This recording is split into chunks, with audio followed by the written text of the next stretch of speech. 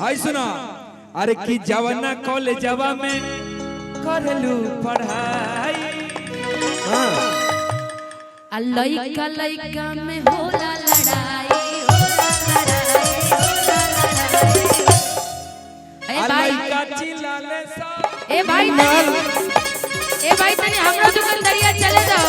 अरे हो बोला हो ए तनी हमरा दुकानदारिया चले जाओ कि लइको चिल्लाले समान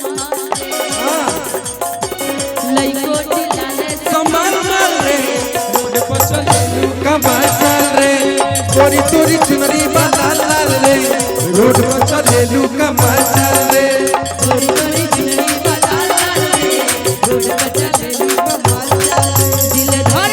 चल दिल धड़काता केहू के प्यार में केहू के प्यार में केहू के प्यार में केहू के प्यार में मस्त भइल बा मस्ती में दिल भर कट प्यार के मस्ती में मन मस्त भइल बा मस्ती में दिल भर कट प्यार के कस्ती में रहे न अखिया तोहरे इंतजार में दिल धड़काता दिल धड़काता केहू के प्यार में केहू के प्यार में केहू के प्यार में केहू के प्यार में एगो घटना घट गई रे पटना के लइका एगो घट गई रे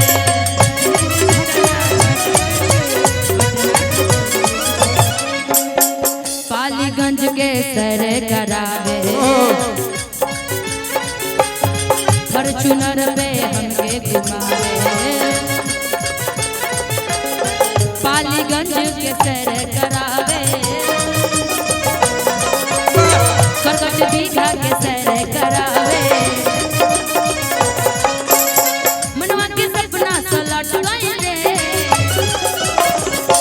कि मनवा के सपना सलट गए रे मरीन ड्राइव एगो घटना घट गई रे कर बीघा के लइका वो पट गई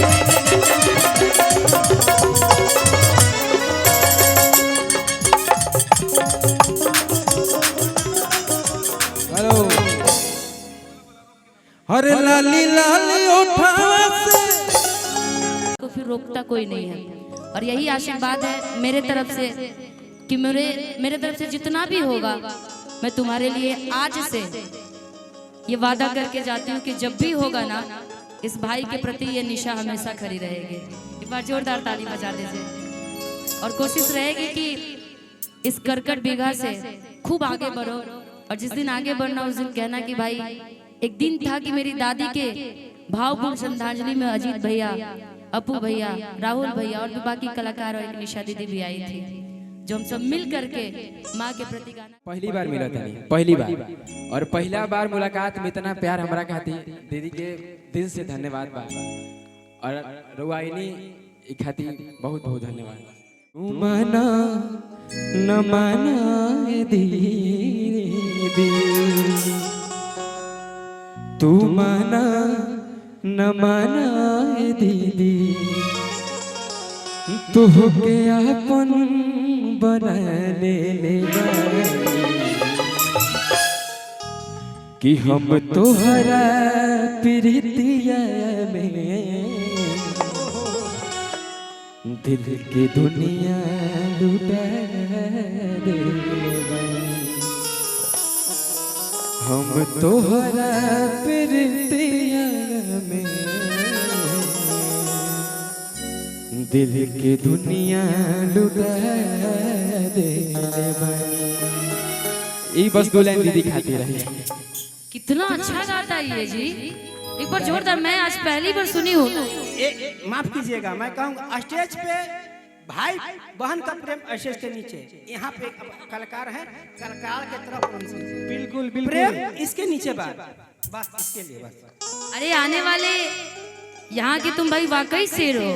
इतनी अच्छी आवाज मैंने अभी तक किसी का नहीं सुना मंचों पे। भाई एक बार जोरदार ताली बजाइए आप लोग। और आने वाले समय में जैसे हमारे जिला छपरा से खेसारी लाल यादव जी, अजीत आनंद जी, सुने हो ना, टुनटुन यादव जी और दूसरा हमारा आदित्य यादव भाई भी शेर होगा वाकई। लेकिन मंच पे मैंने तो एल्बम सुना था और मंच पे इतनी अच्छी गायकी, क्योंकि लोग एल्बम गा लेते मंच नहीं हो पाता है, और तुम्हारी मंच पे भी इतनी अच्छी आवाजें है और क्या क्लासिकल तुमने टोन मारा है। और मैंने एक मैं बात सच बता दूं आप लोग की, इसका एक गाना था भाई का, पटना के लड़की एगो पट गई रहे, सुना था आप लोगों ने? वही सेम मैंने भी गाया था कि मरीन ड्राइव एगो घटना घट गइल रे। स्केल मेरा लगाइए ना, शीशा आप लगा दीजिए। शीशा जी पूरा बात बताइए।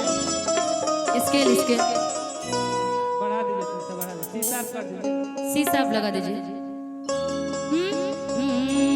कि मरीन ड्राइव एगो घटना घट गइल रे, आ करकटी बीघा के लइका एगो फट गइल रे। मैं गाई थी कि रहनी बनावत इंस्टा पर हो, कि हमरा के देखते हो गइल गिल हो, ओही जन देखी हम के डट गइल रे। ए आदित्य कि मरीन ड्राइव एगो घटना घटना घटना घटना, मरीन ड्राइव एगो घटना घट गइल रे, आ करकट के लइका एगो फट गइल रे। मरीन ड्राइव एगो घटना घट गइल रे, करकट के लइका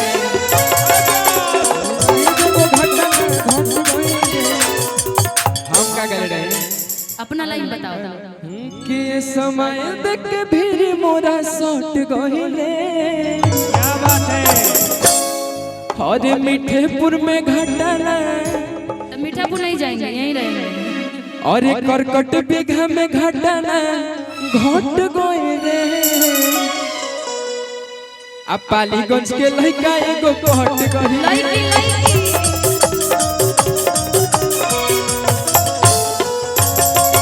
अरे पालीगंज में घटना घट गइल रे, आ पटना के लइकी एगो फट गइल रे।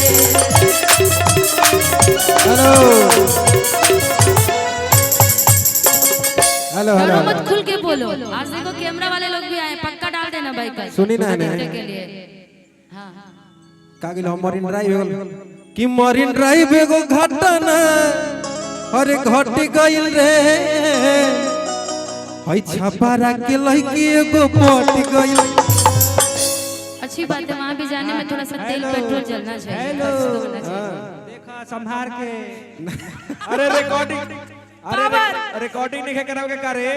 ना सुन ले लाइन कि जवना आइए